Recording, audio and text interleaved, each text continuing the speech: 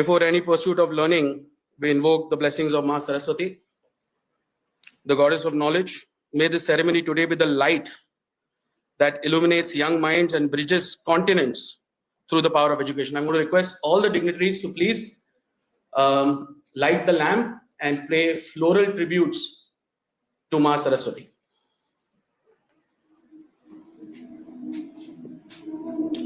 I would request Mr. Singhal to join the stage, and also Mr. Jagdish Kumar. Please, sir, you have a very important role that you have played.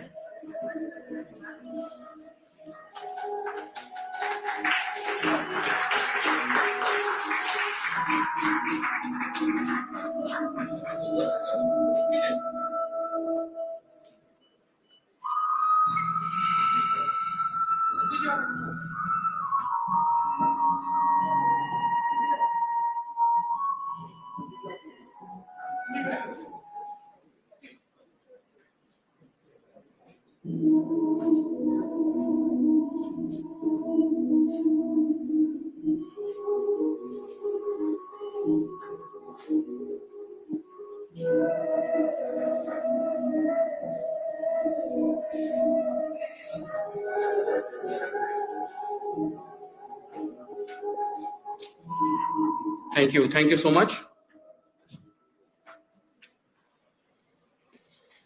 Ladies and gentlemen, we are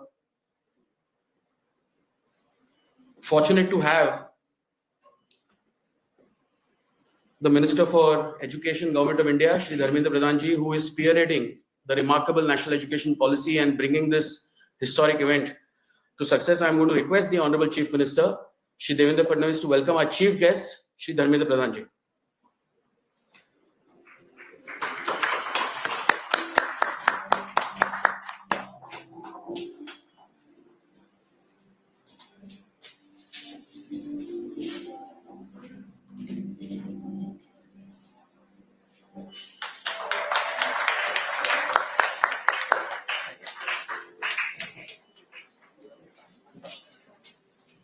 A plaque which defines our historic rise today.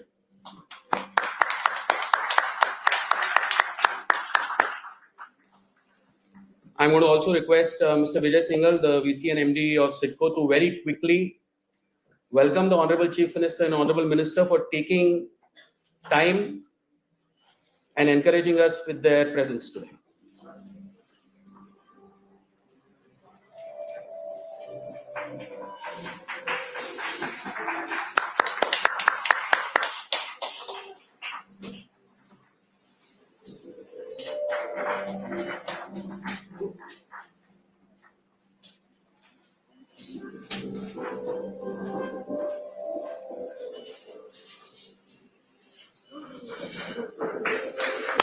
Shri Chandrakan Dada Patil, the Joint MD of CIDCO, if you could welcome Shri Joshi and Shri Gupta.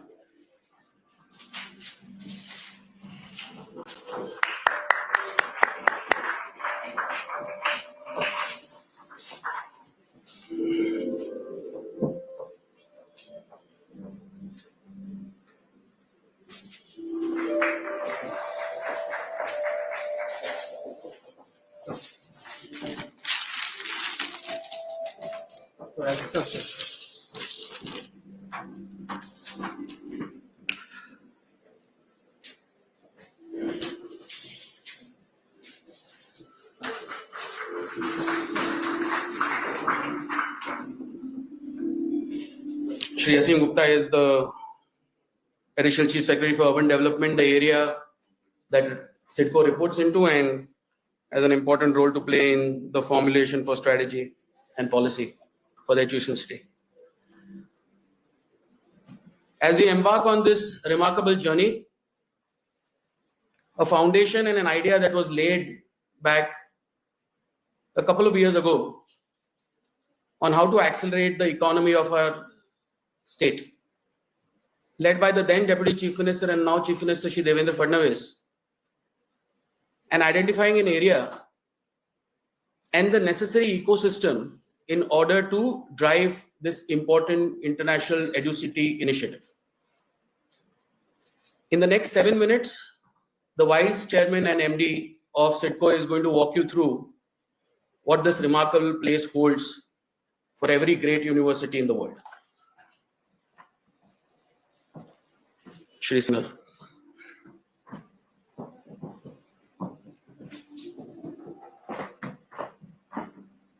Very good afternoon to all of you. Honorable Union Education Minister Shri Dharmendra Pradhanji, Honorable Chief Minister of Maharashtra Shri Devendra Fadnavis sir, Honorable Higher and Technical Education Minister Shri Chandrakant Dada Patil, Honorable Secretary Government of India Shri Vineet Joshi sir, Honorable ACS Shri Sim Gupta sir, all respected High Commissioners, Council General, Deputy High Commissioners, Chancellors, Vice Chancellors of the University, my senior colleagues and esteemed friends. I have a small presentation about the Maharashtra, CIDCO and the Education City. As we all know, India is having 36 union territories and the states, but Maharashtra has an added advantage and it has been chosen as the preferred destination for the international education. Maharashtra alone contributes 13% of the country's GDP. Industrial output of the Maharashtra state is 14% of the country's output. Foreign direct investment in the Maharashtra state alone is almost 1/3 of the country's FDI. And exports from the Maharashtra state is 14% of the total output of the country. Even Maharashtra is the global leader amongst the data center and carries the 65% of the data center capacity of the entire Maharashtra. And the startup registered is a 16%. Now we are moving towards 1 trillion economy by year 2028. And to fulfill the target of the government of India for that 5 trillion economy by 2028. Within Maharashtra, then why Mumbai metropolitan region? Mumbai metropolitan region consists of the 5 districts and 9 municipal corporations. It is just having a 2.8% area of the Maharashtra, having a 20% population of the state, but contributing 31.2% of the GDP. And that per capita income of the per capita GDP of the MMR region is 1.55 times of the Maharashtra states. What is CIDCO? CIDCO is City and Industrial Development Corporation, which was established in year 1971 as a new town development authority to create environment-friendly and sustainable cities in order to meet the future needs of the growing population. That is the mandate given to the CIDCO, and it is spread over an area of 344 square kilometers. While developing the city, CIDCO has taken a holistic development approach, having a good public infrastructure, robust public transport network, mass housing or housing for all, urban services, and open spaces. In the last 50 years, we have developed the various towns and cities, including Vashi, Nerul, Belapur, Kharghar, and have these, after development, these have been handed over to the Navi Mumbai Municipal Corporation and the Panvel Municipal Corporation since in 1994 and 2016. Now, CIDCO is developing a new city, that is a NENA. NENA is Navi Mumbai Airport Influence Notified Area, which will have the world-class infrastructure, have a city center with the iconic structure, with the wide roads, having an underground utility, with the plug-and-play system, having a riverfront development. CIDCO is also coming up with the International Corporate Park in the Navi Mumbai area, which is spreading over 380 acres. That will be the world-class business hub. It will be the new BKC, but better BKC and a more planned BKC. We now coming up with creating a milestone by developing a EduCity. This is a global education hub spread over the 250 acres of the area. Will be having a top 10 world-class universities. Not only EduCity, we are also developing a MediCity. MediCity will be the center of excellence in the healthcare. Will have all the medical facility, world-class medical facility under one umbrella, and the planning for the advanced research, treatment, and the diagnostic facility. Along with that, we are also developing the AeroCity spread over the 650 acres to cater to the aviation needs, which will have the world-class business facility, hospitality, recreation, and the vibrant environment. Along with that, we not only developing just cities, we are developing a world-class infrastructure also. Dear friends, respected sir, I can say this Navi Mumbai International Airport, which is almost ready, likely to start very soon. It is a airport having double the capacity of the existing Chhatrapati Shivaji International Airport, having a 2 runway and the 4 terminals, and having a capacity of the 90 million passenger per annum. The size and the area and the capacity is as good as the London's Heathrow Airport, and it has a multimodal connectivity, and it will be the first airport in the country to have a water taxi from the airport to the gateway of India. So this is what almost in the next two months it is likely to start the commercial operation. While developing infrastructure, we are developing a major roads that is connecting the Thane and the part of the MMR region. This is an elevated road of the 25 kilometers built at a cost of the 6,200 crores of the Indian rupees. Metro. So while this metro from the existing airport to the new airport, that will be the 32 kilometers of the metro. This is what you call a line 8, Golden Line. This line will be connected to all the existing metro line that includes the line 3, line 4, line 7A, line 2, so that people from the one place of the MMR region can reach to this airport just by changing the just one train. So this is being built at a cost of 22,000 crores rupees. And we also have other metros in the Navi Mumbai area, Metro Line 1 and the line 2 is getting ready. We also, this place has a good suburban railway connectivity and is well connected with the 24 suburban railway stations. We also have the passenger water transport terminal. We have a jetty from where with the passenger water, this boat goes to that Mandwa as well as Airoli, and we are trying to start to the gateway of India also. CIDCO is also given a mandate of the affordable housing, so the mass housing, and we have already completed 150,000 houses and handover, and we are right now constructing the 67,000 more houses. And in order to achieve this facility for the recreation, sports and amusement, we have one of the best golf courses in the country, that is the Khargar Valley Golf Course. This is a 18-hole international standard golf course spread over an area of 160 acres. So that is fully ready and operational. So we have a center of excellence having the 4 world-class football pitches. That kind of facility we have it as of now. Now we're coming up with the EduCity. The EduCity will have a dedicated zones for the global educational institution. This is well connected with the railroad and air, equipped with the world-class academic infrastructure. This will encourage innovation and the research, will attract a lot of investment, and will connect with the multinational companies, and this will foster collaboration between the academic research and the industries. See, location of the EduCity is a very strategic location. I have given you a diagram here. If you look at the EduCity, which is shown in the red color, from here to the Navi Mumbai International Airport is just 15 minutes. From here to the AeroCity is just 5 minutes. From the EduCity to the Medicity, just 10 minutes. Even the Khargar Golf Course will be less than 30 minutes. International Corporate Park will be less than 15 minutes. Even the financial capital of Mumbai, the Gateway of India, the iconic structure is just less than 1 hour, and the international airport existing is almost 1 hour. So can I request to, I have just 2 minutes video. Can I request to play the video, please? Welcome to Navi Mumbai, India's fastest growing city, a planned urban hub designed for the future. In close proximity to India's financial capital, Mumbai, Navi Mumbai can be reached under 30 minutes through the newly built Atal Setu.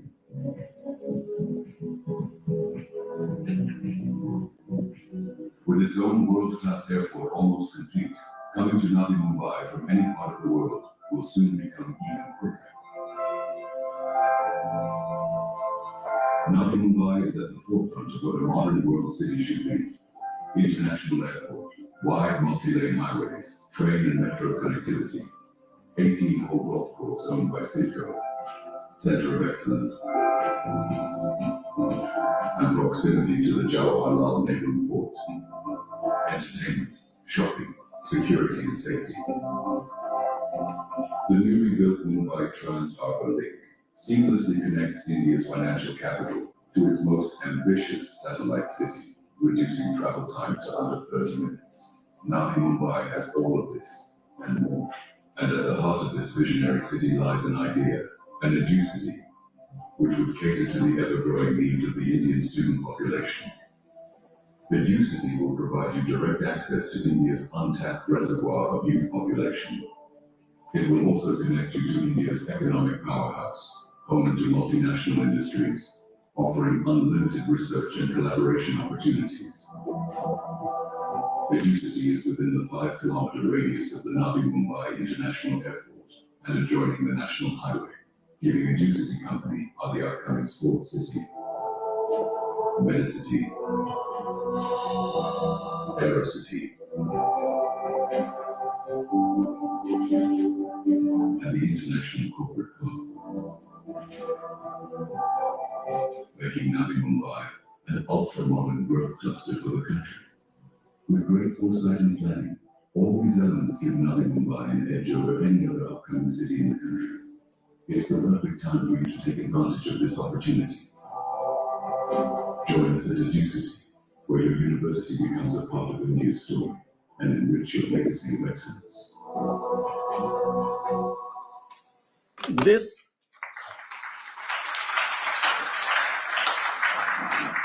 This International Education City project is first of its kind in the country, and I must say, this is the vision and the brainchild of our visionary leader, Honorable Chief Minister Shri Devendra Fadnavis Sahib. I am privileged to get this opportunity to develop this International Education City in country. Thank you very much, sir, for this vision and for creating International Education City in the Maharashtra. I must thank my Deputy Chief Ministers also for continuous support and motivation. Last but not the least, this would not have possible without the support and unwavering support and commitment from the Government of India. Respected Honorable Sir Dharmendra Pradhanji, thank you very much for your unwavering support, and Secretary Government of India and UGC and this entire team for building this education city in the Maharashtra. Thank you very much, sir. Thank you.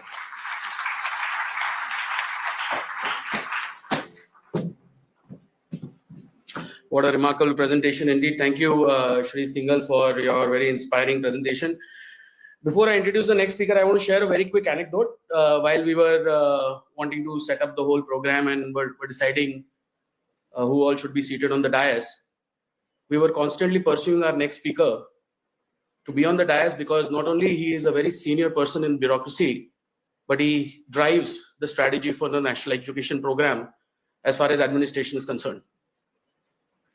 Humility is something that all bureaucracy should learn. And a great example in the Ministry of Education is Shri Vinit Joshi, our next speaker. Sir.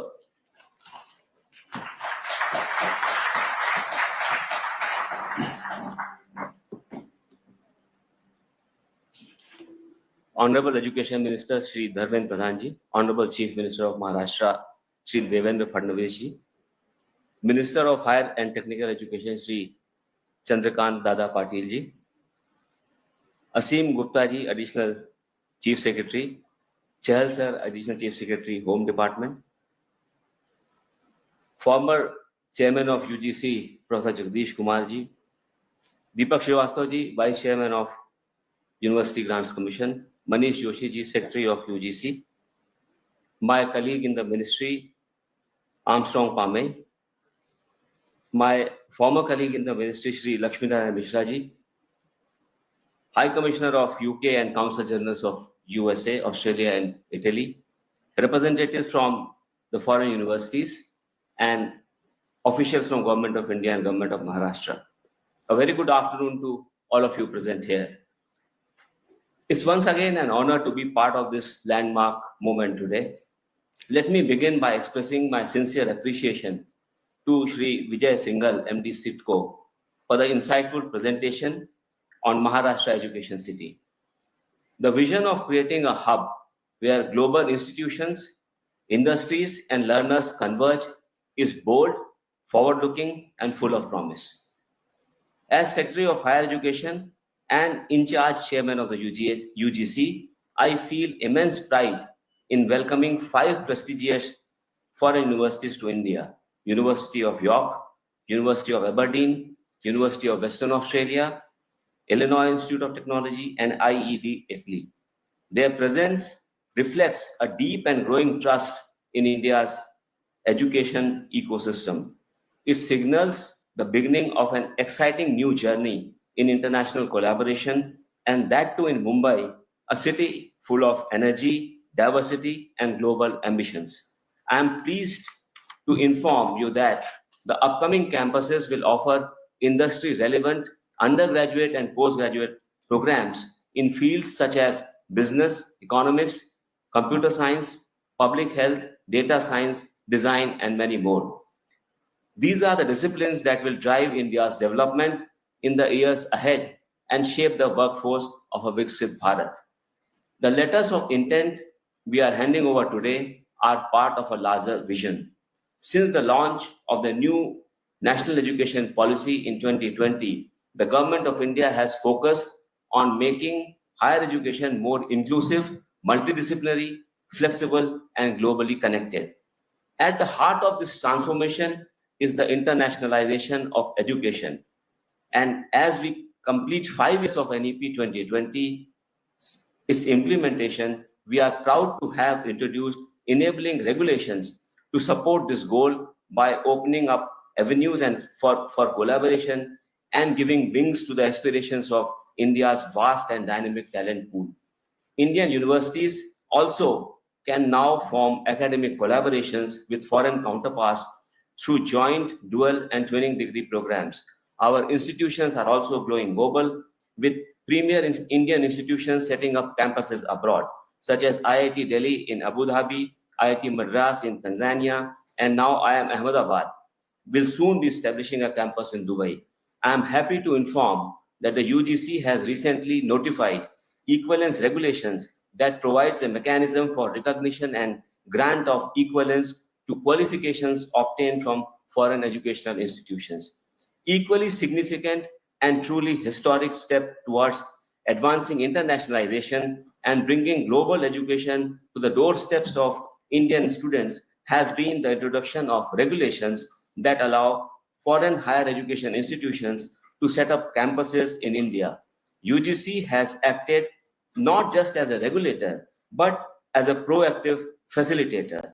We have designed a streamlined, transparent, and time-bound process for evaluating proposals from top-ranked global institutions for setting up offshore branch campuses in India. To support this, we have built a dedicated digital platform, a one-stop portal that simplifies the entire application process.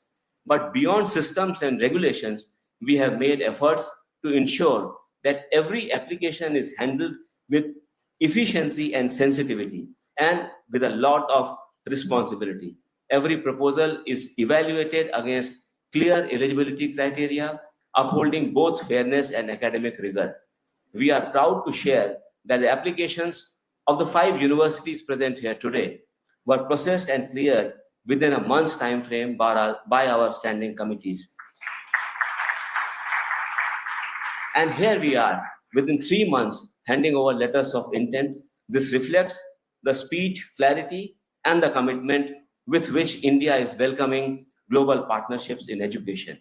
To our partners from abroad, I want to say that you are now part of the Study in India initiative, not just as collaborators, but as valued members of our academic community.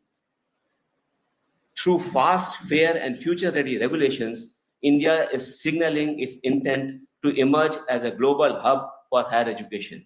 This is a proud day, but also one of great responsibility. Expectations are high, but so is the spirit of partnership. Let us move forward with purpose, with collaboration, and with a shared belief in what we can achieve together. Thank you. Jai Hind.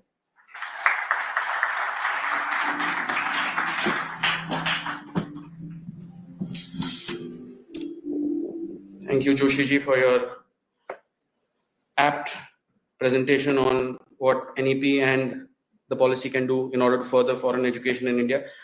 Now let's move to the most exciting part of the day, and basically the LOI ceremony begins now. Let us start with Aberdeen University. Can we have the video, please? From the heart of one of the world's most dynamic cities comes a new chapter in our story that began over 5 centuries ago. Founded in 1495, the University of Aberdeen is the first Scottish university to come to India. As one of the ancient universities, we bring over 525 years of academic excellence and innovation to India. Aberdeen's global reputation is built on breaking boundaries and solving the world's most pressing challenges. We will connect the University of Aberdeen's research strengths with India's national priorities in healthcare, climate resilience, and technology. Our vision is to support a new generation of students in one of India's most vibrant cities, to join a global community of over 100,000 graduates. Join us on this journey. Aberdeen and Mumbai rising.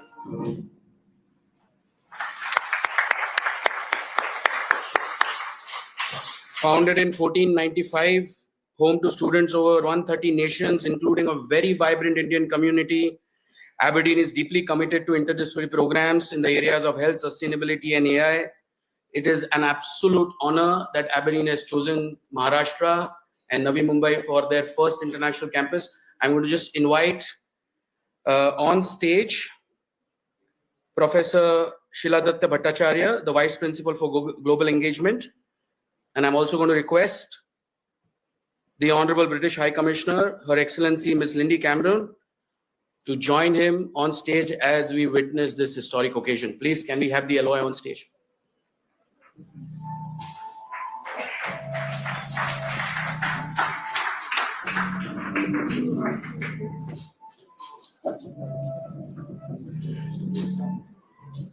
Mr. Singhal from SIDCO can join the stage.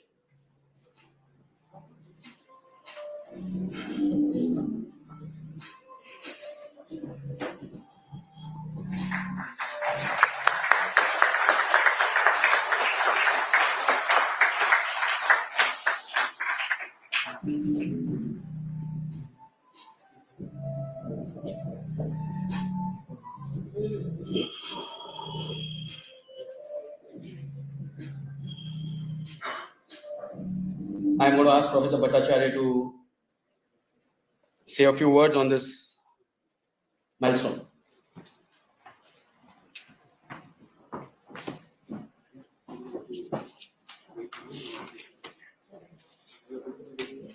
I'll be quick.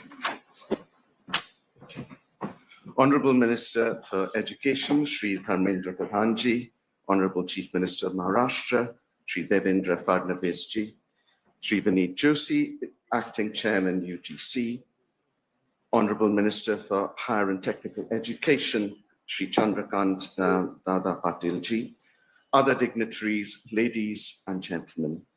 Before I start, my heartfelt condolences to all those caught up in the recent Ahmedabad Air India crash.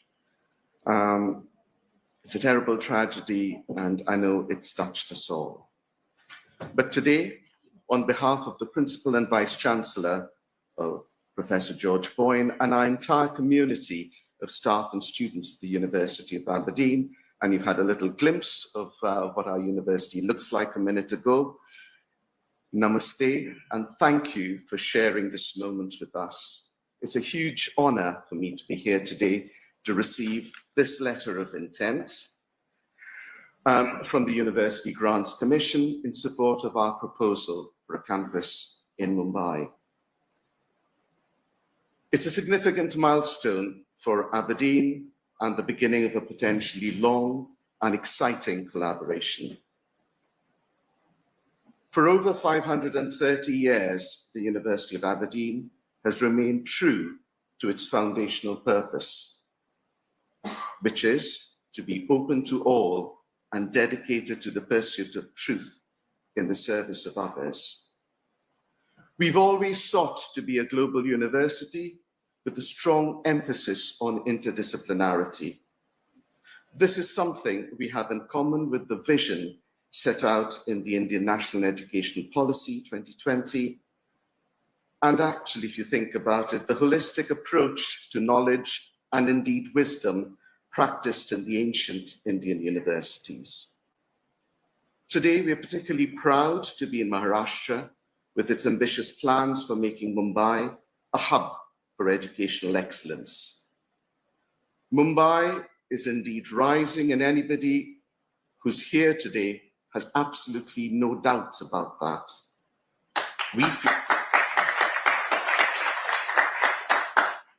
We feel privileged to be part of its journey. I've run out of time, so I can't mention everybody who's helped us in this journey so far, but you know who you are. Thank you all very much. It's wonderful to have worked with you. Look forward to collaborating with all of you in future. Thank you.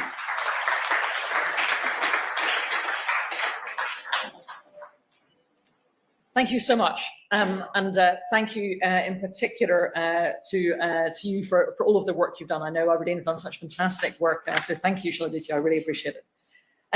Honourable Education Minister, Honourable Chief Minister, Honourable Higher Education, Honourable Minister of Higher Education and Technical Education, other dignitaries, and in particular Shrivani Joshi for the amazing work.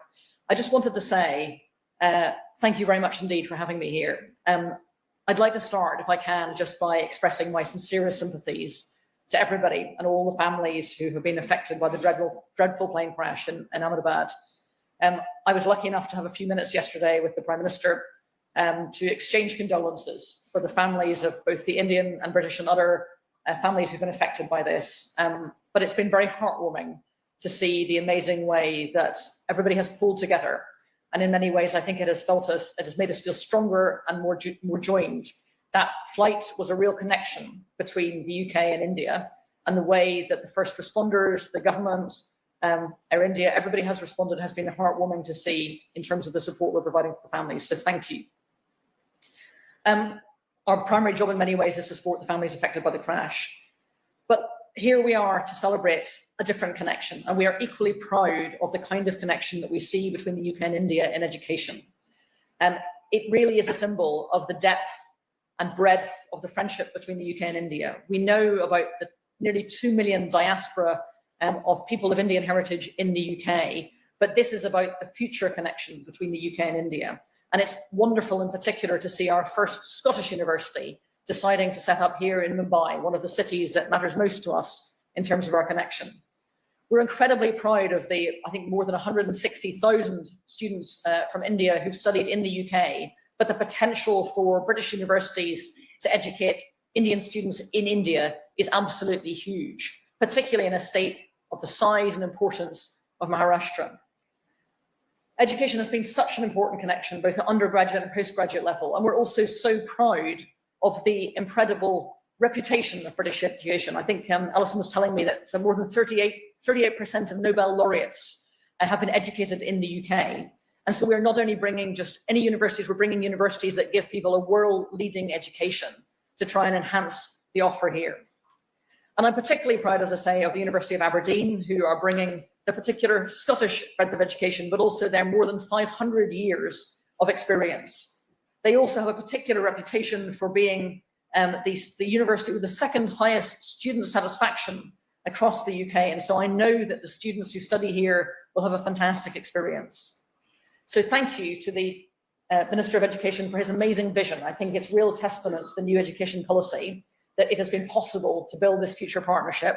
And thank you to the Chief Minister for the amazing vision for what is going to be possible for education here in Maharashtra. We're really looking forward to seeing and hearing more from the University of Aberdeen about what they're going to achieve in the future. Thank you very much indeed.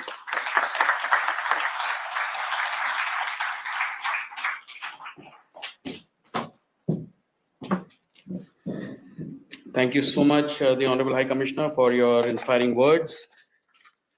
I would like to welcome the University of York now, a Russell Group member which comprised of elite research-oriented universities in UK, founded in 1963, has more than 20,000 students from 150 countries. Can we have the short video, please?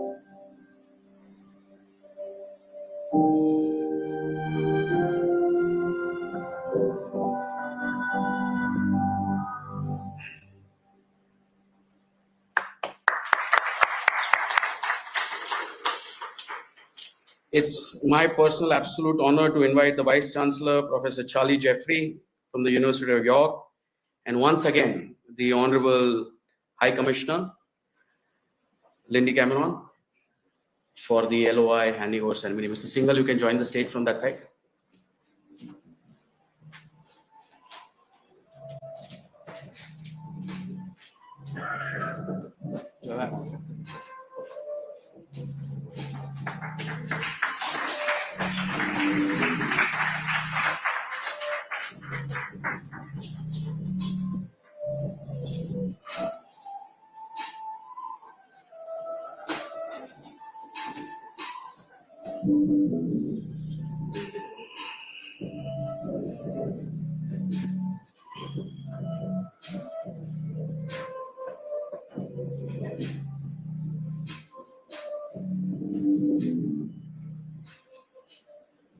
Professor Jeffrey, we won't let you go before you say a few words.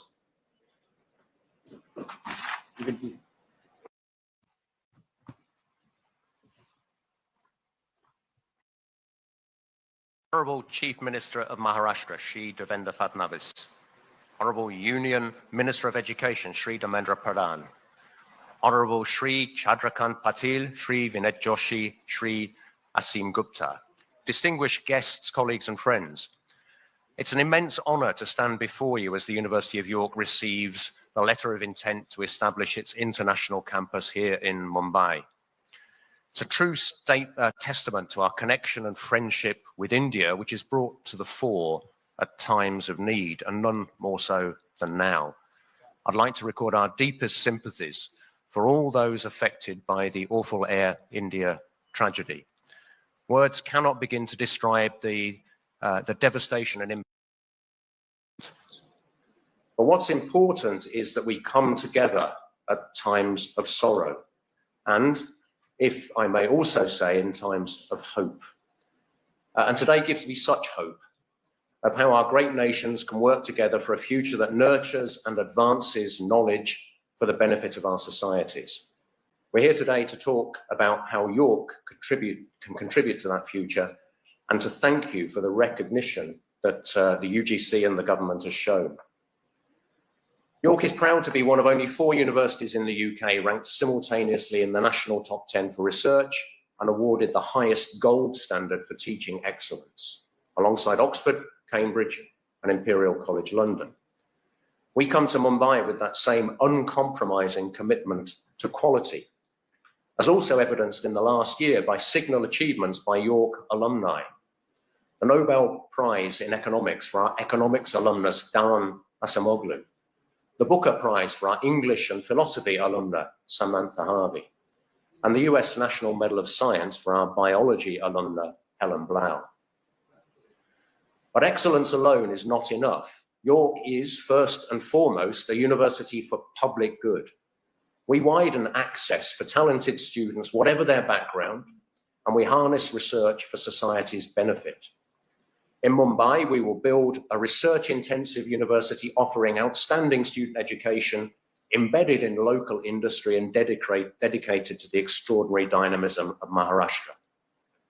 Our early focus will align York's world-leading strengths with the state's priorities: artificial intelligence, healthcare, biotechnology, agri-tech, water quality, and befitting this great creative capital, the cultural and creative industries. We don't take this journey alone. We've been ably supported by our industry partners, from the brilliant tech startups in the Tech Entrepreneurs Association of Mumbai to global corporations headquartered in Mumbai like Sun Pharma. Since 2015, Sun Pharma has had what it calls a valued research relationship with the University of York. And that has led over the last decade to groundbreaking collaboration in technologies like gene sequencing and life-changing medical advances. That's exactly what we mean by a university for public good. Industry and academia working together to change lives. And speaking of partnerships, our bond with India is long-standing. And there's another unique connection between York and Mumbai, which some of you may not be aware of, and which shows that Yorkshire spirit and Mumbai flair have been teammates for decades. The great Sachin Tendulkar Mumbai's famous son, had his first and only stint in English county cricket when he became the first ever overseas player to be signed up by Yorkshire County Cricket Club in 1992. So I'm very pleased for our assembled dignitaries to bring the best wishes of Yorkshire County Cricket Club to Mumbai and Maharashtra, just as Headingley prepares to welcome India once again in the upcoming India-England Test Series. Their message reminds us that sport, like education, unites nations. Honourable Chief Minister, may I thank you for the generous support that your government has shown as we shape our plans. And let me record my gratitude once again to the Honourable Prime Minister, Shri Narendra Modi ji, whose vision for the national education policy has made endeavours such as ours possible. We look forward to serving the people of Mumbai and Maharashtra and together advancing knowledge for public good. Thank you so much.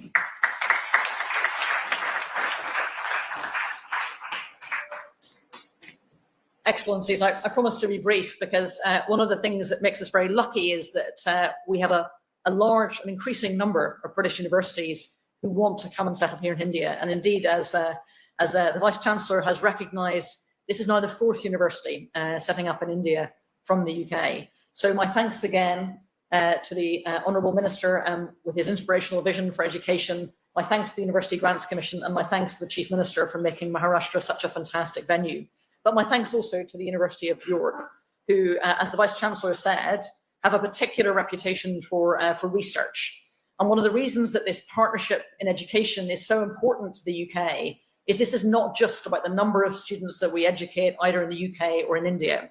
It's also about the vision of the future partnership between the UK and India that has at its heart technology, science, innovation, and a vision of 2 economies which can do better together, working in partnership to create that innovative, cutting-edge ideas. And some of the deep research that universities like York push forward will help us with that. So we're incredibly grateful. I'm also particularly inspired as somebody who is a former CEO of the UK's National Cybersecurity Centre to see that the courses that they will be running will include computer science with AI and cybersecurity. Some of those really important courses that will be critical to the future security as well as the future prosperity of both of our nations. So very briefly, I just wanted to say a huge thank you both to the University of York for its vision and to the government for its fantastic hosting and for the opportunity this provides. Thank you very much indeed for helping to lay the legacy of the future partnership. Thank you.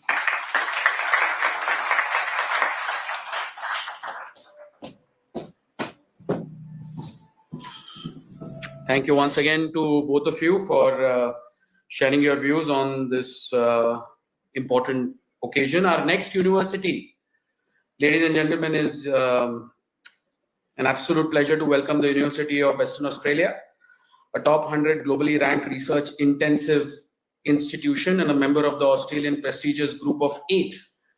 The UWA will be the first group of 8, which is an Ivy League equivalent, establishing its campus in India. So it's quite a big milestone, ladies and gentlemen, and we can appreciate that stance from University of Western Australia.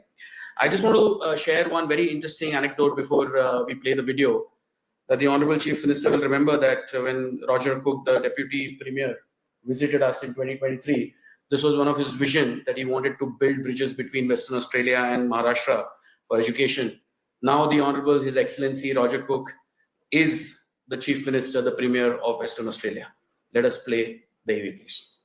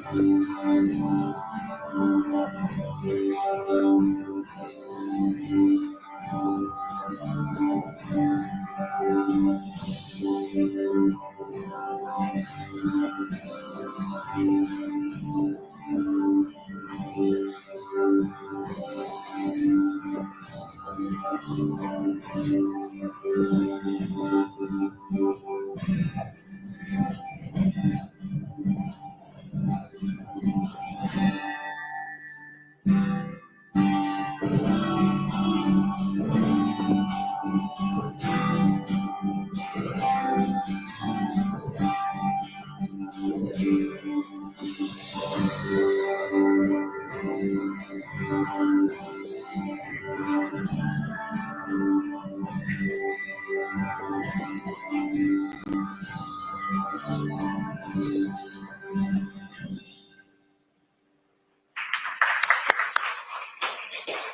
an absolute honor to welcome the Deputy Vice Chancellor, Guy Littlefair, and I'm also going to invite the Honorable Consul General of Australia, Paul Murphy, to join him on stage for the LOI. Oh yes, of course. I'm so sorry. All make up the biggest portion of international students in Western Australia. And this new campus creates another pathway for Indian students to access quality Western Australian education. It's more than a campus, it's a launchpad for global careers and a more connected, diverse academic community. This development shows the true value of international collaboration and highlights the growing strength of the Indian and Western Australian education partnership. All the best to everyone who is working to make this vision a reality. I look forward to seeing UWA's Indian campus thrive.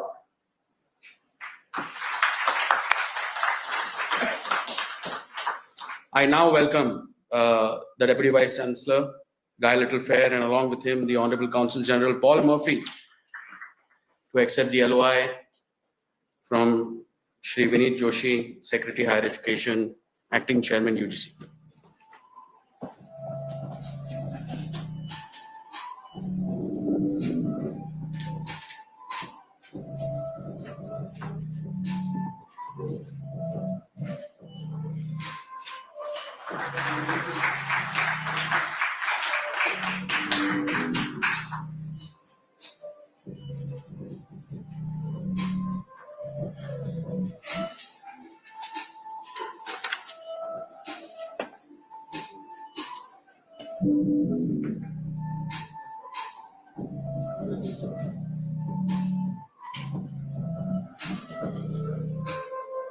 Deputy Vice Chancellor.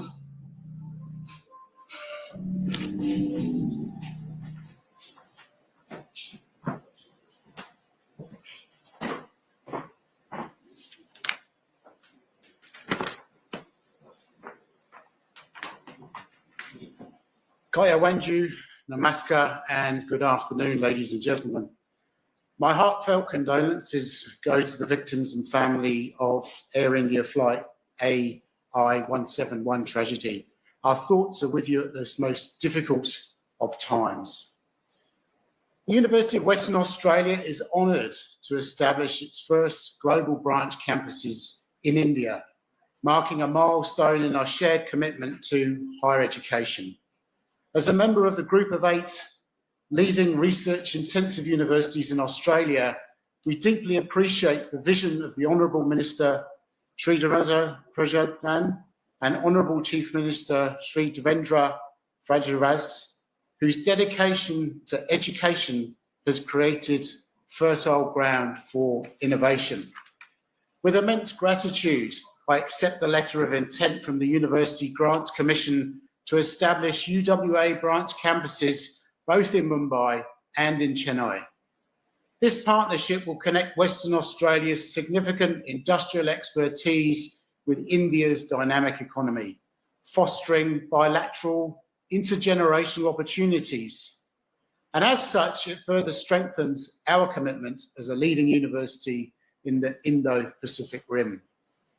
As a highly ranked university, we envisage our campuses serving not only as centres of learning, but as hubs of innovation and as beacons of inclusion.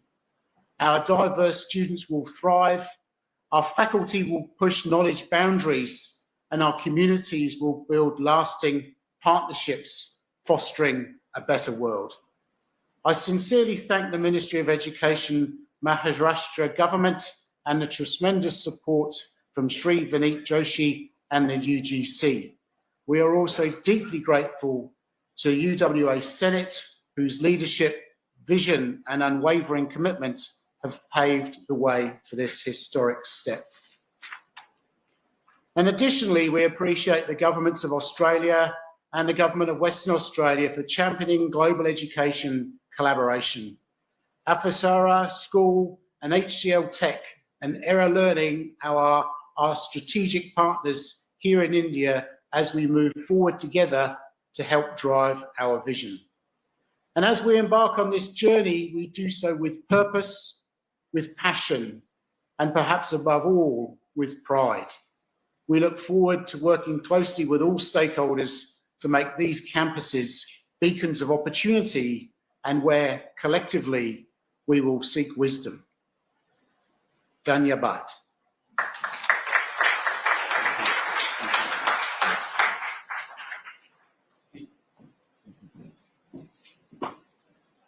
Thank you very much, Honourable Cabinet Minister of Education, Shri Devendra Fadnavis, Honourable Chief Minister, Devendra Fadnavis, Shri Devendra Fadnavis, Honourable State Education Minister, Shri Chandrakant Patil, Shri Vineet Joshi, thank you very much for having us here today. I'd like to add my condolences to those already expressed for the victims of the Air India plane crash in Ahmedabad. Our thoughts are with everyone who've been affected and are now working through the response. Strong and quality education unlocks endless possibilities, and a good education system can change nations. And that is what India's national education policy is all about. I'd like to congratulate the Union Cabinet Minister of Education and the UGC for ushering in these transformative policies. Minister Pradhan has worked with Australia on education, and we value his collaborative efforts, building on the bridges that connect our countries in this area. It gives me immense pride to announce that Australia and India have completed now 5 years of comprehensive strategic partnership this June, and we just had the Australian Deputy Prime Minister Richard Marles in New Delhi celebrating that advent. But of course, education is one of the key pillars of our bilateral relationship. We now have 1 million people of Indian descent calling Australia home, and many of them made that journey to Australia through the educational bridge, the human bridge that now connects our two people. The University of Western Australia setting up a branch campus in Mumbai demonstrates the seriousness of our commitment. A globally renowned institute, this is University of Western Australia's first international foray, and we are proud that it is here in Mumbai in India. It follows on a legacy already of establishing campuses in India by Deakin University and the University of Wollongong in GIFT City. And in 2 more years, we expect to see many more coming with the good grace of the UGC and the Minister. Education and skilling are key priorities for Australia and Maharashtra. Recently, Curtin University signed an MOU with Gondwana University to offer skill development programs in mining and minerals. Monash University has a dual degree program with IIT Bombay. We are supporting skilling programs in Maharashtra with Indian partners, like developing solar technicians and supporting coaches to help India realise its Olympic ambitions. So, Honourable Chief Minister, Australia is keen to support you and your ambitions to transform Maharashtra into a powerhouse, not just for education, but other emerging and surging industries in renewables, health, agri-tech, and the other visions that you have in store. In India, about 1 million people turn 18 every month, and the scale and breadth of the skilling opportunity is enormous.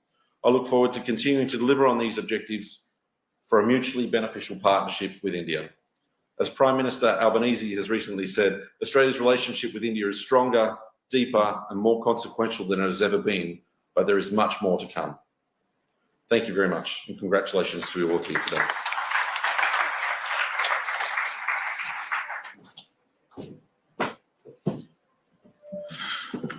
Thank you so much, Deputy VC and the Honorable Consul General.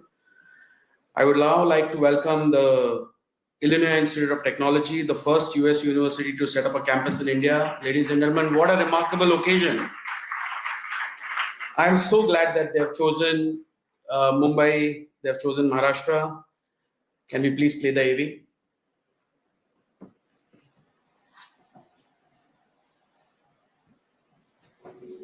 Illinois Institute of Technology was born different. In 1890, when education was denied to the underrepresented in society, community leader Frank Gonzalez delivered his $1 million sermon, casting a vision for a new kind of university that would provide technological education to people of different backgrounds. The challenge was met with Philip Danforth Honors donation, and Illinois Tech began its journey to educate and to ignite the power of difference to make a difference. Whether from Chicago, Dublin, Sudan, or Seoul, the collective power of our students' backgrounds has always come together to make a difference. Here, the dedication of faculty and staff, sparks of innovation grow from ideas that can change the world into breakthroughs that will change the world. From our alumni like Martin Cooper inventing the cell phone in 1973 to today, where Rohit Prasad has brought Amazon Alexa to life, we have been creating new technologies that have forged human connection. We attract innovators because we are innovators. From changing the world with technology to changing the trajectories of our students and their families, we at Illinois Tech are dedicated to building the future that we want to see. We see a future with more possibilities, more opportunities, and more differences being brought together than ever before, where education is reimagined to break down the barriers of industry and institution and classroom and practical experience. Our future is calling us, just as it did over 130 years ago with the $1 Million Summit. And now is our time to respond to that calling. This is our time to power the difference.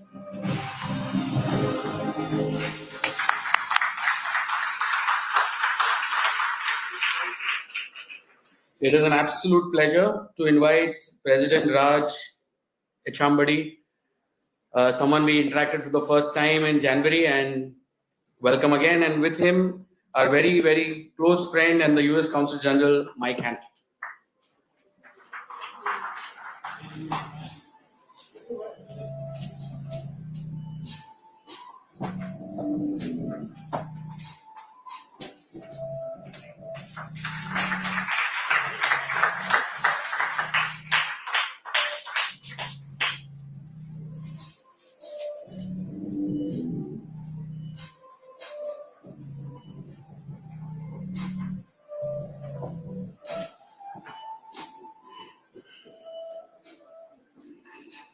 President Chambadi, and then the Honorable Consul General, please.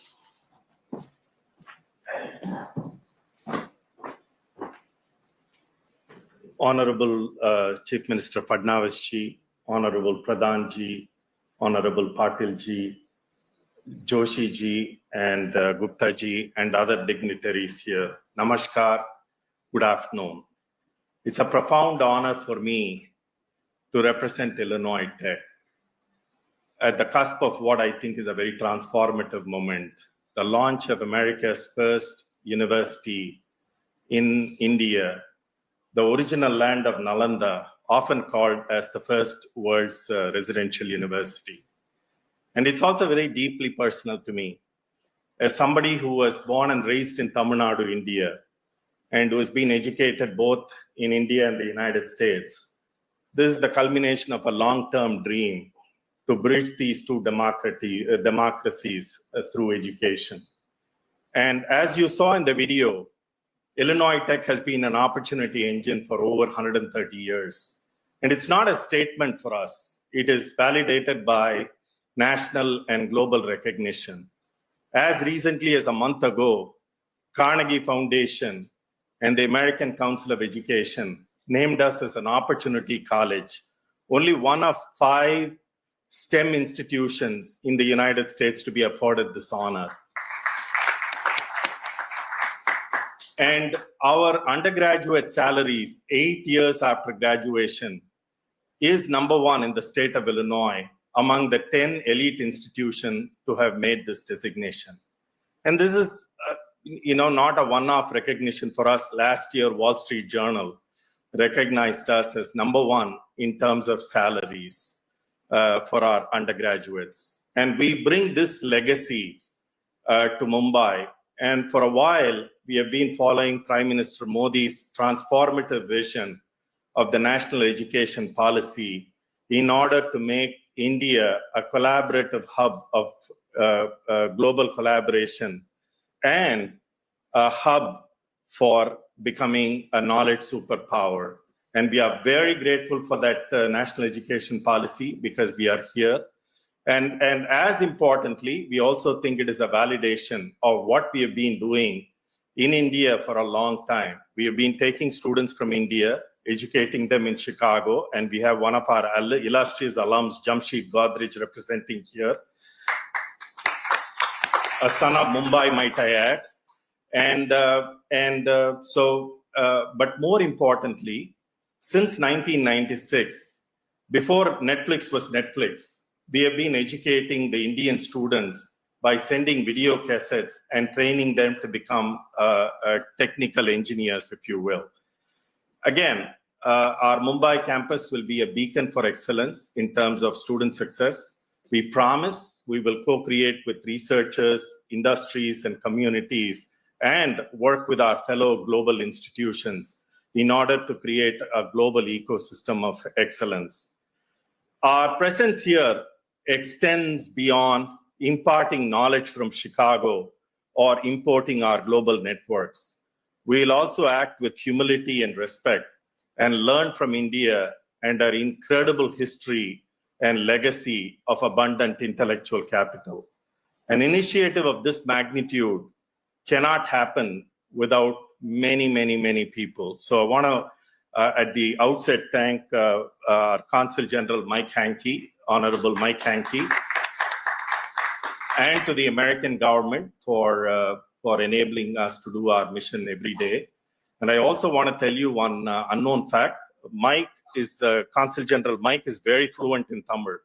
So he can actually make a speech in Tamil right now. But I want to thank the Ministry of Education. I want to thank the UGC, the Maharashtra Government Chief Minister's Office. Kaustubh, thank you. Ashwin and the Emeritus team. And last but not the least, I would be remiss if I did not thank the Consul General for Chicago, for the Indian government in Chicago, Sri Somnath Ghosh, who has been a fountain of wisdom and support for us. In closing, I'm very optimistic about our Mumbai campus being a beacon of excellence and serving as a Bharat opportunity engine. Thank you.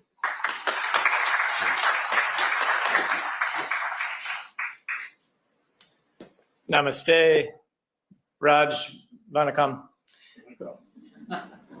It's such a pleasure to be here with all of you. Honorable Minister Pradhan, Chief Minister, my good friend Fadnavis, Sri Joshi ji, Minister Patel ji, all of my many friends from across Western India and Maharashtra. Thank you for this honor to be here today.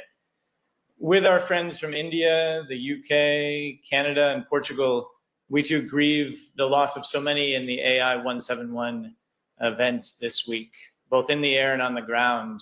And we mark that among those who we lost, it's particularly poignant, there were students in the air and on the ground, students pursuing that dream of education. That dream of education is one that unites people across the world. It's one, as Raj mentioned, my knowledge of Tamil that brought me to India more than 30 years ago to study and do my 12th standard at Bharatiya Vidya Bhavan in Coimbatore. And it's been a dream of mine to see what we could do to make that connection between our two countries even stronger through education. This connection through education is only natural. It reinforces a relationship that's built on furthering research, innovation, people-to-people connections, and it reflects shared interests in that future that we all seek, a future that's open and prosperous and rules-bound, that delivers future-ready jobs for all of our people. That goal is one that Prime Minister Modi, President Trump reaffirmed in February this year at the White House when they signed up to a strategic compact for 21st century collaboration in technology, in education, and crucially, in people-to-people connections. They made a commitment to pursue higher education connections between our two countries and to see offshore campuses of leading US universities set up in India. I'm proud that today we have the first one of those happening. We're celebrating it here with the Illinois Institute of Technology. This is particularly appropriate. Illinois Tech's long connections to India are only now becoming only stronger today. The connections that will deepen research. And it makes sense that they're coming to Mumbai and to Maharashtra. We've seen a wave in the past few years of deepening connections in this triangle of government, research, and commercialization on 21st century technologies. So when Illinois Tech works on AI, when it works on computer science and data science, it's getting commercializable, profit-making research ready for those students who are entering the Indian workforce every day, and for those joint collaborations between our two countries to achieve that world that we all seek.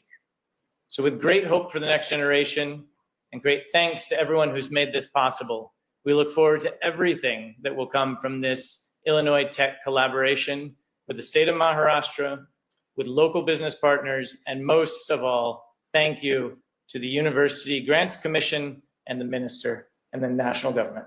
Thank you.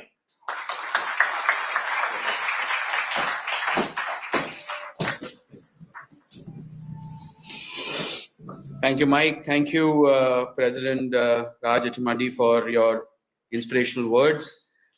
I would now like to welcome the Instituto Europeo de Design, or IED, founded in 1966, a renowned design school with campuses in multiple cities globally.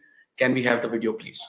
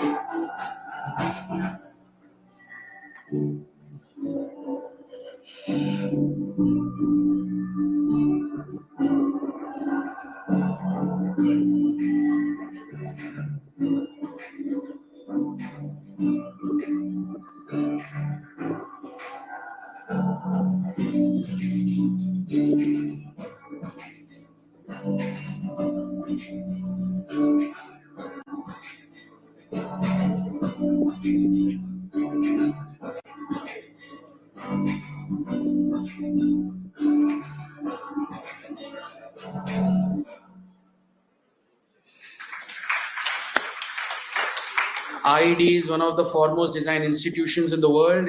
It's my great privilege to invite Dean Ricardo Balbo and Counsel General Walter Ferra for the LOI. Please come.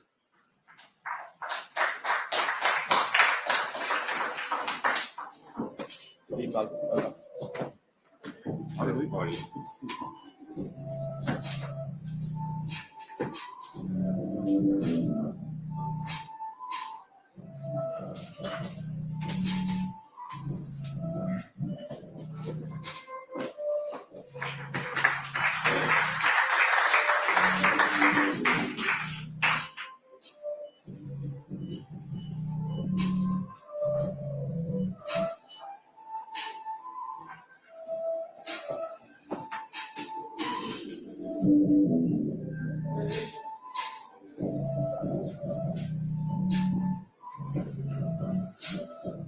Dean Balbo, if you could say a few words on this important occasion.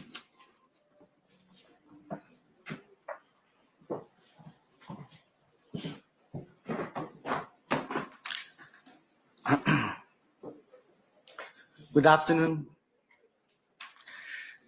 It's a really important moment for me personally. So, Honorable Chief Minister, Honorable Minister, Honorable Chairman of UGC,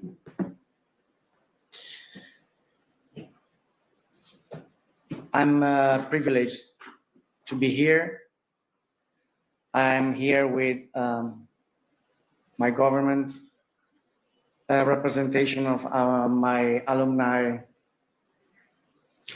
But I'd like to start this speech using 15 seconds of my remarks with a silent moment for the victims of the disaster that just happened. So please, if you don't mind.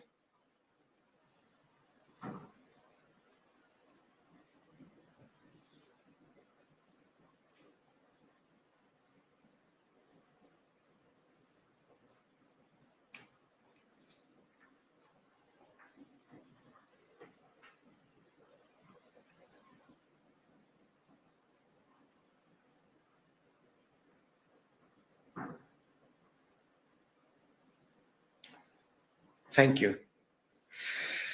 My institution is an institution that was born in 1966 in Milano and is an Italian institution run by a foundation. So it's a no-profit institution. We cover all the aspects and all the disciplines related with design, so design and fashion. There are other words that are like the buzzwords of our big project and idea.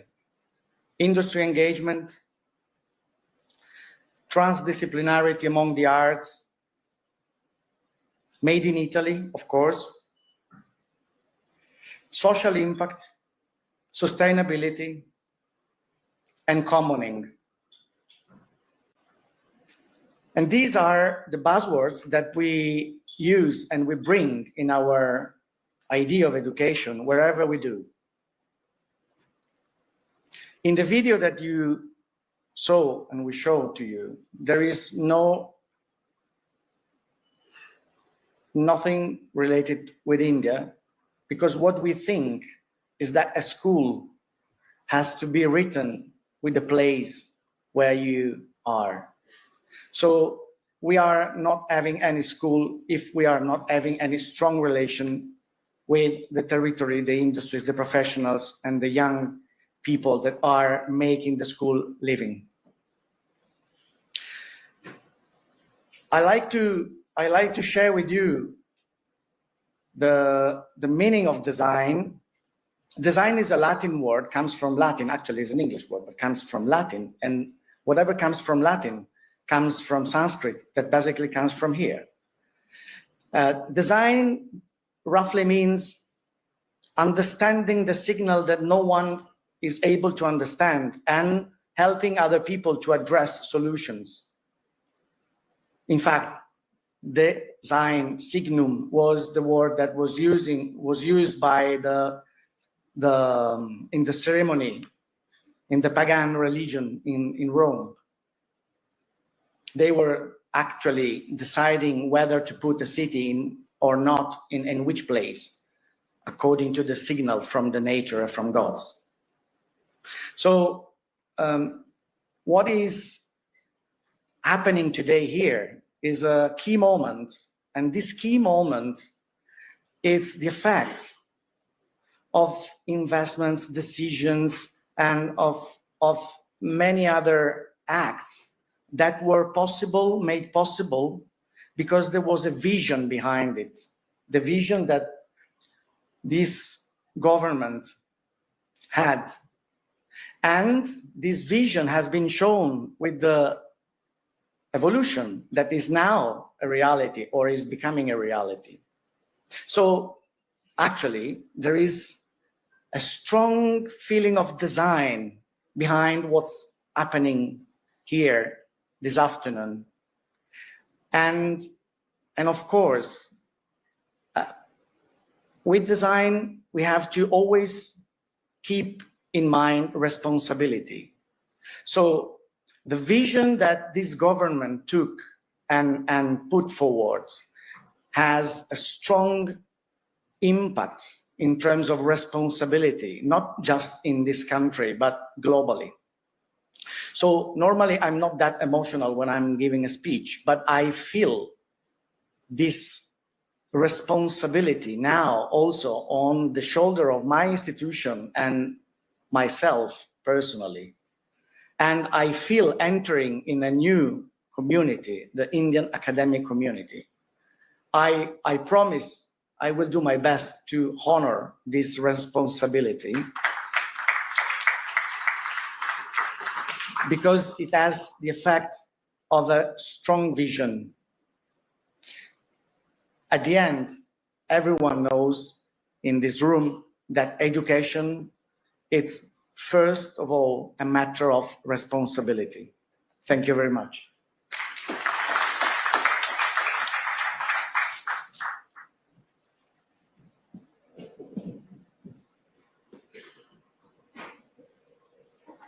Good afternoon. Honorable Cabinet Minister, Honorable Chief Minister, Honorable State Minister, distinguished authorities, ladies and gentlemen, dear friends, cari amici. First of all, let me join on behalf of the Italian government and the Italian community here in Mumbai, the condolences for the tragic events in Ahmedabad. Our thoughts and prayers are with the families of the victims. Today, it's a great honor and pleasure for me to be here to celebrate the official approval of the new higher education course of the Istituto Europeo di Design here in Mumbai. This is not only an economic and an academic milestone, but also a meaningful step forward in the already vibrant cooperation between Italy and India in the field of higher education, creativity, and design. The Istituto Europeo di Design represents a true expression of Italian excellence, and since its foundation, almost 60 years ago, as we have seen in the video, it has built a remarkable history of success, becoming a point of reference for generations of students, including many talented young Indians who over the years have attended the courses in Italy. These students have contributed to building a long-standing connection between the Istituto Europeo of Design and India, a relationship based on creativity, mutual imagination, and shared passion for design. With its international vocation, the Instituto is now looking with great interest of establishing a stronger presence in India, as you have said. In this perspective, Mumbai represents a natural choice, a dynamic city that embodies the diversity, the creativity, and the entrepreneurial energy that can stimulate and host the multiple lines of expression that the IED nurtures, from fashion design to jewelry, from interior design to visual arts and beyond. So the presence of the Istituto Europeo of Design in India is also clearly an expression of Made in Italy, a synthesis of creativity, craftsmanship, innovation, and quality that can successfully meet and interact with the incredible world of Indian tradition and contemporary development in these sectors, contributing to the growth and evolution of both our countries in these strategic fields. I would like to express my appreciation to the University Grants Commission for its support and vision, to the whole government of Maharashtra and the Chief Minister for their commitment and determination in bringing this ambitious project to life here in Mumbai. As a Consul General of Italy, I see this initiative as a concrete example of what our bilateral cooperation can achieve when it is driven by shared values, mutual respect, and a forward-looking vision. I wish the faculty of the AED, and especially the students, of course, every success in this new adventure. May this be just the beginning of a long and fruitful journey of collaboration, creativity, and shared growth between Italy and India. Thank you very much.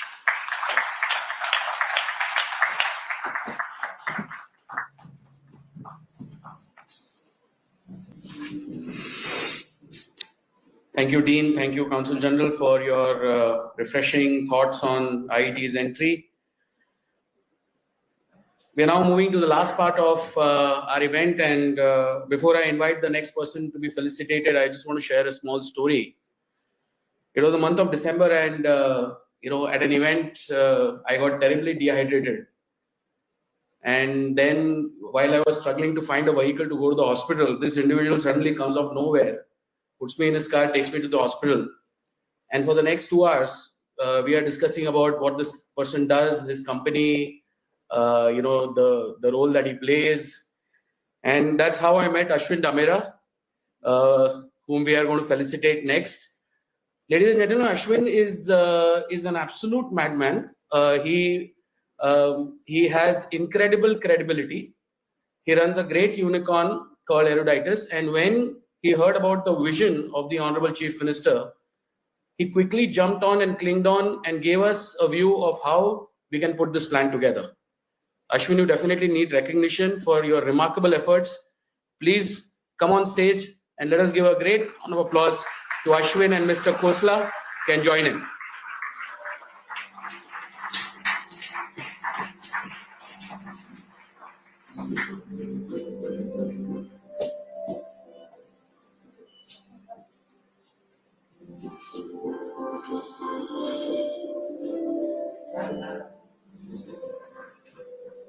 Ashwin runs a unicorn called Eruditus.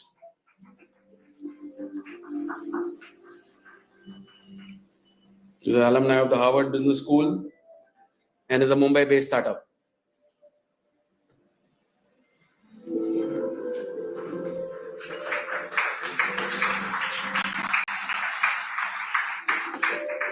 It's a good occasion to say something, Ashwin.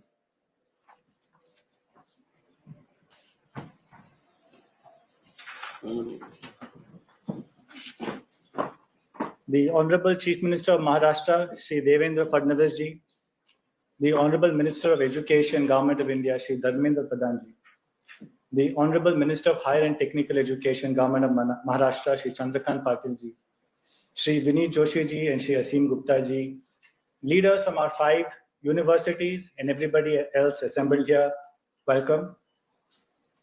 I want to start by thanking the Honorable Education Minister, Shri Dharmendra Pradhan ji, because it is because of him that we are all here today.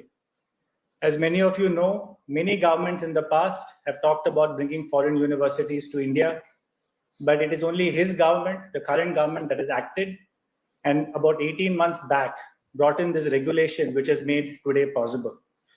Sir, thank you so much. And today is indeed historic. Why? Because today we have the first US university that is going to be set up in India.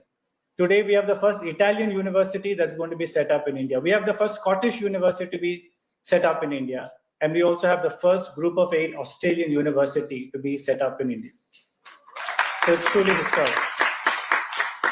Sir, the youth of this country will be grateful to you because they no longer need to pack the bags and go abroad like some of us had to do to get a high quality global education. That global education is now available in India. Thank you, sir. Of course, I must also thank the Honorable Chief Minister of Maharashtra, Shri Devendra Fadnavis ji, because within a few days of this regulation being passed, I got a call from his office. Shri Kaustubh Dabse, by the way, he's an incredible person as well. He never sleeps. This call must have come at 3 a.m. And he said that this is the vision of the Chief Minister of Maharashtra is to make Maharashtra and Mumbai #1 destination for foreign universities. And that the government will do everything possible to support this. And I am happy to state with all sincerity that the government of Maharashtra and the Chief Minister have walked the talk.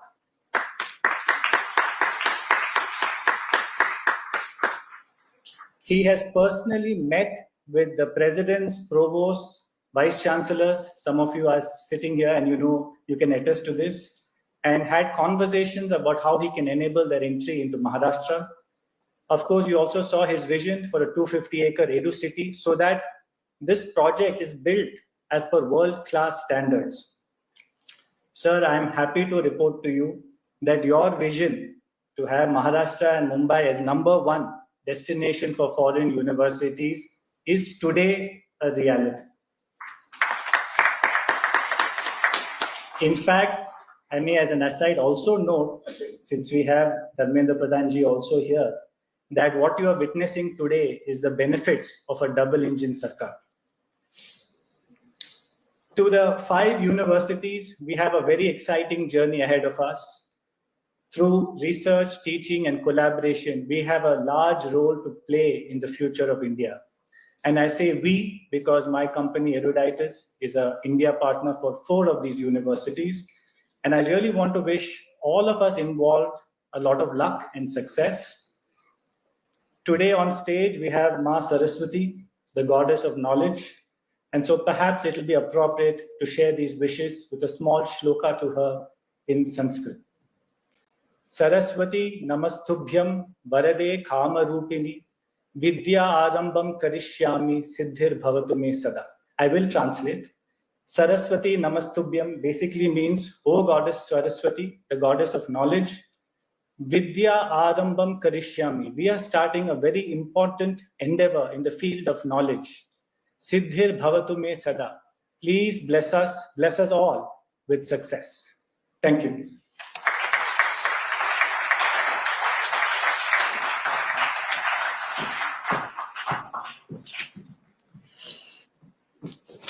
Thank you, Ashwin.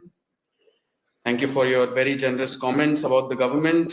I now have the opportunity, with a deep privilege and honor, I welcome the true champion of India's education reforms, the one and only, the Honorable Union Education Minister, Shri Devendra Fadnavis, to address the audience on this historic occasion. Sir.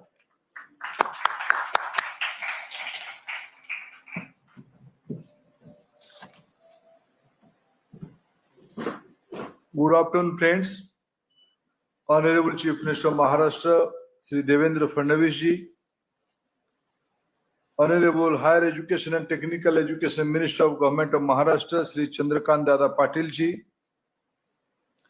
High Commissioner of UK, Madam Linda Cameron, Consul General of USA, Mr. Mike Hankey, Consul General of Australia, Mr. Paul Murphy, Consul General of Italy, Mr. Walter Ferreira, Sri Professor Jagdish Kumar, who is in a way main pillar of this reform, to invite foreign university to our country.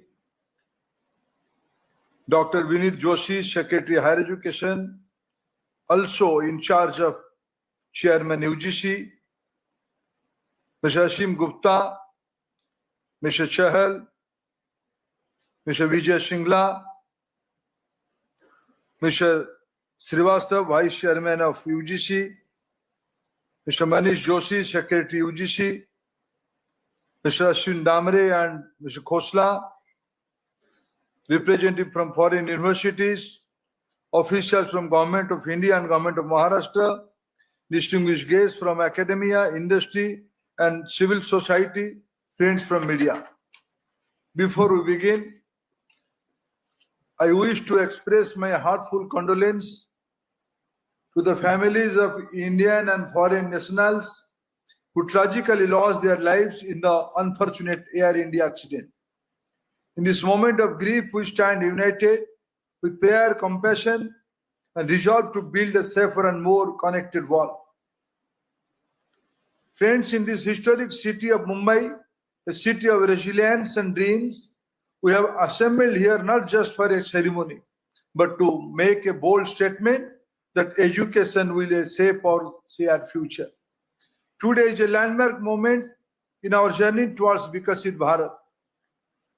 The handing over of letter of intent to 5 prestigious global universities, University of York, University of Aberdeen from UK, University of Western Australia, Illinois Institute of Technology, the Institute Europea di Design, IED Italy, marks the continuity of global education in India. With this, Mumbai takes its place among global knowledge capital. Maharashtra has been a leader of enterprise and intellect for long, and it is now ready to lead in education sector. Mumbai Edu City, being envisioned by Shri Fadnavis at Navi Mumbai, is not just a physical campus, it is an idea, a bridge between Indian aspiration and global excellence. This initiative revisits our glorious history and legacy when most of the world had yet to achieve excellence in education India had already built Takshashila, Nalanda, and Pushpagiri and Vikramshila, global university of that time, attracting scholars from across the globe. Today, we honor that civilizational spirit not by replicating brick and mortar structures, but by reimagining the idea of India as a global set of learning. We are reclaiming our place by leading through innovations, wisdom, and global collaboration rooted in India's timeless values. We are witnessing a global transformation in education. According to 2024 Stanford AI Index, India ranks among the top 3 countries globally in AI skill penetration and AI-related research output. According to Australian Strategic Policy Institute, a critical technology tracker, India now ranks among the top 5 countries in 45 out of 64 critical technologies, with major advances in fields like biological manufacturing and distributed ledger technologies. In Global Innovation Index, India's position is 39th from 81st in 2015. Today, India accounts for nearly 50% of all digital payments globally, with more than 18 billion digital transactions logged in the last month itself. We rank number 1 in global fintech adoption at a rate of 87%. India today stands tall as the world's 4th largest economy and a rising knowledge superpower. This is why the world is looking at India, not just as a destination, but as a knowledge partner. This is India's moment. We are not just inviting foreign universities, we are co-creating ecosystem of innovation, entrepreneurship, and research. The National Education Policy 2020 laid the foundation of this shift. It is committed to internationalization of Indian education, not as an afterthought, but as a policy. NEP 2020 envision India as a global study destination, encouraging top international universities to establish campus here with empowering Indian institutions to expand globally. This vision is not just about access, it is about making premium global education available at an affordable price. We are not just inviting the world to India, we are offering the best of India to the world. We aim to realize Honorable Prime Minister Modi's vision of positioning India as a global knowledge destination. We have simplified the regulations. We are enabling joint degrees, dual and twinning programs, academic credit mobility, and institutional autonomy. Our approach is clear, open, inclusive, ambitious, and confident. We used to be future ready. And we have been encouraging signals. University of Southampton, UK is ready to begin classes in Gurgaon campus next month. We have also issued letter of intent to the University of Liverpool to set up a campus in Bengaluru last month. 2 Australian universities, Deccan and Wollongong, are already operational in GIFT City, Gujarat. At the same time, leading Indian institutions are going global. IIT Madras in Zanzibar, IIT Delhi in Abu Dhabi, and IIM Ahmedabad and IEFT expanding into Dubai. Many more Indian universities are going overseas. This reflects a growing two-way movement of ideas, talent, and trust. India is not just participating in global education ecosystem, we are shaping it. And today, we are honored to welcome 5 more institutions to global repute in this journey. Each brings with it a legacy of academic excellence, a culture of innovation, and a spirit of collaboration. Whether it is design and creativity, artificial intelligence, business and entrepreneurship, or environmental science, these universities will offer Indian students and education of global standards right here at home at affordable cost. This move will also allow international students to come and experience India. It is its diversity, dynamism, deep civilizational roots, and above all, learn in an environment that is both globally ambitious and deeply rooted in Indian values. As we look ahead, I see Mumbai, especially Edu City in Navi Mumbai, emerging as a city where finance and technology meet education and research. Global minds meet Indians' roots and standards students become leaders, not just in India, but also the world. India, home to the world's largest youth population, hold immense potential for growth and transformation. We have 300 million students with 40 million in higher education. Over the last 10 years, we have added 490 universities and 8,100 colleges. Our gross enrollment ratio in higher education is all set to record for substantial rise with a vision of go to 50% by 2035. We are not just consuming technology, we are creating it. We are not just exporting talents, we are nurturing at scale. But beyond the numbers lies a simple truth. Our students are not waiting for opportunity, they are ready for it. What they need are launch pads. Platform like Mumbai Edu City can become gateway to global careers and global innovations. Friends, as we welcome our global partners to India's evolving education landscape, I wish to share a few aspirations that reflects the spirit of the National Education Policy 2020 and our collective commitment to the Sustainable Development Goals. We envision deep long-term partnership, not just physical campus, but vibrant ecosystem of knowledge creation. NEP encourages collaboration through joint degrees, faculty exchange, credit mobility, co-design research programs. We hope this partnership will become transformational for students, faculty, and institutions on both sides. Besides, we hope your presence in India will further the cause of equity and inclusion and envision the Sustainable Development Goal 4 and NEP emphasize on access. Let us work together to ensure that deserving students, regardless of their geography, language, or background, can access global learning opportunities through scholarship, outreach, and digital enablement. Also, we invite you to align your academic offerings with India's national priorities, such as artificial intelligence, sustainability, climate action, healthcare, innovation, and digital public infrastructure. Let us make it not just a model of university expansion, but a model of global co-creation. A model where institutions from across countries come together to serve learners and communities guided by shared values and mutual respect. Under the visionary leadership of Honorable Prime Minister Narendra Modi ji, we are advancing the internationalization of education by bringing global standards to Indian students and positioning India as a preferred destination for learners worldwide. As we make 5 years of implementation of National Education Policy 2020, next month, this milestone exemplifies the spirit of Sankalpa se Siddhi, the journey from resolution to realization. It strengthens our shared goal of empowering youth and enabling innovation-led growth through education leading to Vikasit Bharat. I congratulate the leadership of all 5 universities, the government of Maharashtra, SIDCO, UGC, and other agencies.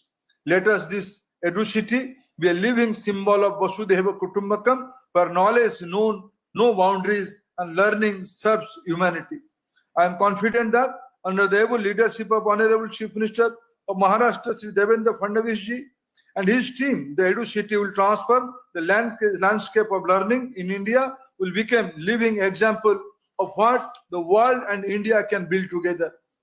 A space where co-create knowledge, shape global citizens, and inspire new possibility for the future.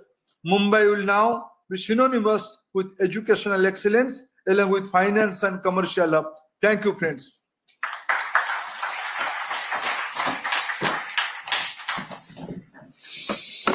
Thank you, Honorable Minister, for your very inspiring words.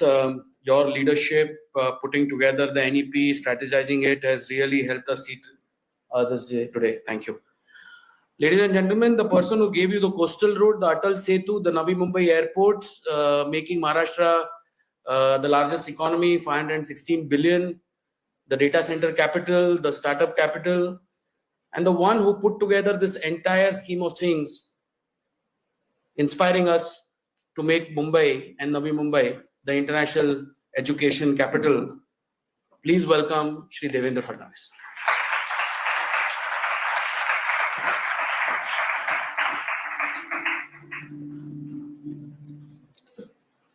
Thank you, Kaustubh.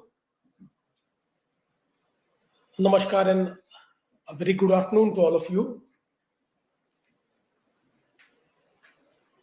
Honorable Union Minister for Education,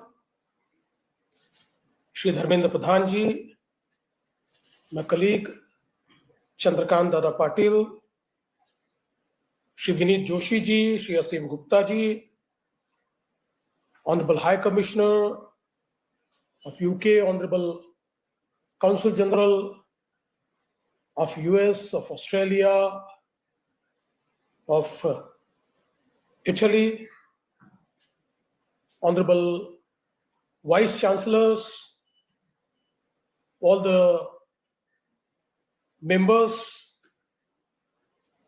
present here from these esteemed universities, all the senior officials from Government of Maharashtra, ladies and gentlemen. At the outset, I would like to thank the entire global community and all my global friends who are present here for standing strongly with us and also with the members, family members of those who lost their life in the tragic Air India accident. Your standing with us in the moment of grief means a lot to us. Today, at the very outset, I would like to thank the Honorable Prime Minister of India, Shri Narendra Modi ji, for envisioning the new education policy for India. As rightly told, that we have been hearing for past 20 years that India will witness presence of esteemed foreign universities offering world-class global education to the Indian students and also to the students who will come to India from across the world. But somehow it was just a talk. And today we could really witness it happen. And the credit goes to Honorable Prime Minister and also to the Honorable Minister of Education, my esteemed senior colleague, Shri Dharmendra Pradhan ji, for leading this revolution from the front. And today, when we are standing here and giving LOI to 5 global esteemed universities, I must thank the Government of India, Minister Dharmendra Pradhan ji, and also the UGC for actually making this happen in shortest of time, in just 1 month. I think it is also a testimony to the speed of the Modi government that all these universities are receiving the LOI today. I'm very happy that universities like the University of Aberdeen, with over 500 years of academic excellence, the University of York, a leader in research and liberal education, the Illinois Institute of Technology, a beacon for science, technology, and entrepreneurship, the University of Western Australia, known for mining, life sciences, and global innovation, and the Istituto Europeo di Design, IED, bringing the elegance of Italian design and creativity to Indian soil. Let me welcome all the 5 universities to the state of Maharashtra and to this beautiful city of Mumbai, which is financial, commercial, and entertainment capital of India. You have added lot of value to this city and this state. So thank you very much. I must also thank my friend Ashwin, who has been absolutely instrumental in building the bridge between the universities and our government. And today here we are exchanging the LOI. This idea of creating a world-class EduCity came to our mind when we understood that NEP has really opened the doors for global education institutions to locate themselves in our country, in India. And we always wanted Maharashtra and Mumbai to be the global education hub. And with this thinking, we floated this idea of EduCity. And I must also thank CIDCO and our Department of Urban Development, my colleague and Deputy Chief Minister Eknath Shinde. CIDCO took this responsibility, and within a very less time, it carved out an area which is one of the most prestigious and accessible area.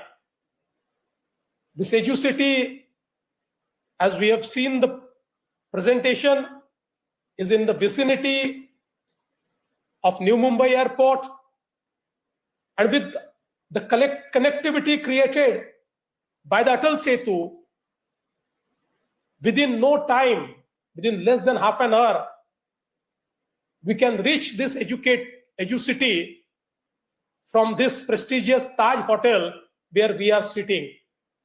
So it's absolute the extension of South Mumbai that we have created in New Mumbai, where this EduCity will be located.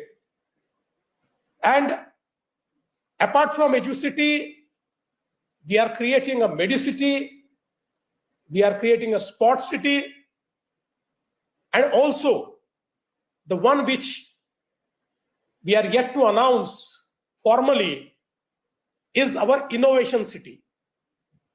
This Innovation City will be one of its kind, which will host all the innovation ecosystem in the arena, and it will be such an ecosystem which will foster all the next generation technologies and innovations. And I'm sure that with the presence of all these universities near this Innovation City will create absolutely different kind of ecosystem to thrive on. I'm very happy that today all these 5 universities are coming to Maharashtra. They are opening the doors of world-class education to the Indian students and also to the global students. It makes me more happy because it will give more accessibility and affordability to those Indian students who are deserving, but for lack of resources are not able to go abroad to pursue their dreams. Now to pursue their dreams, the entire ecosystem is created here only so that no one is left out and no dream is killed without the access of an ecosystem to make that dream truth or to accomplish that dream. I think today, when I congratulate you all, I would like to tell you that we are not going to stop with 5 universities. With the active help of Honorable Union Minister and UGC, will create one of the biggest ecosystem of foreign universities in India, in New Mumbai.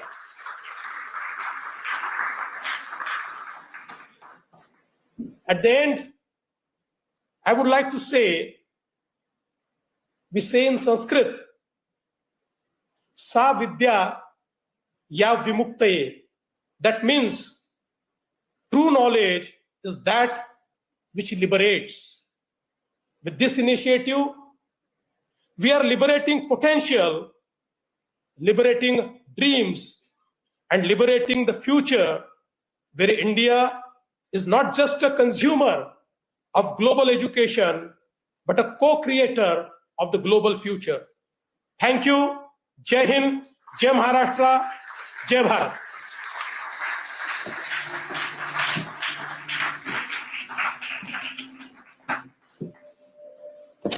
Thank you so much. I'm just going to request the people from media, if you could move to the Jade room for the press briefing, so that we are almost reached the end of the program, so that we can save time.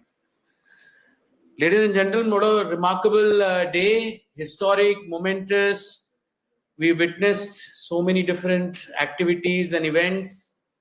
Most importantly, the participation of global universities.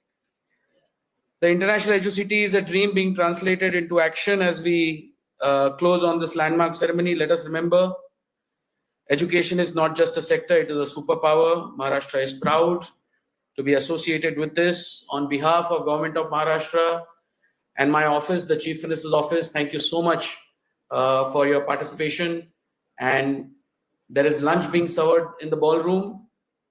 We will see you at lunch. Thank you.